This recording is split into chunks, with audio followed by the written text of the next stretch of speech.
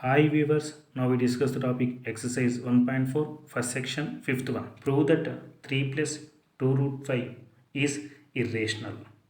Clearly here 3 is it a rational number, 2 root 5 is it as irrational number. So rational plus irrational makes as irrational only. But prove this one as into indirect method proof. For that one purpose we using contradiction method. Let us assume 3 plus 2 root 5 is a rational number. Here rational number means it may be a number or fraction. That is 3 plus 2 root 5 equals to a by b, comma, where b is not equals to 0 and a comma b belongs to integers. So 2 root 5 equals to a by b transpose to 3 RHSI, we get it as minus 3. So that equals to a by b minus 3 can be written as 3 by 1.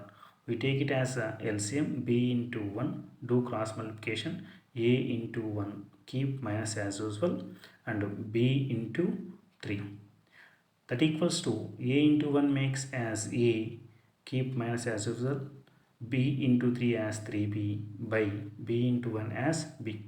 So root 5 equals to a minus 3b whole divided by 2 transpose to RHS, we get it as divided by 2b, this one treated as equation 1, where a comma b are the integers.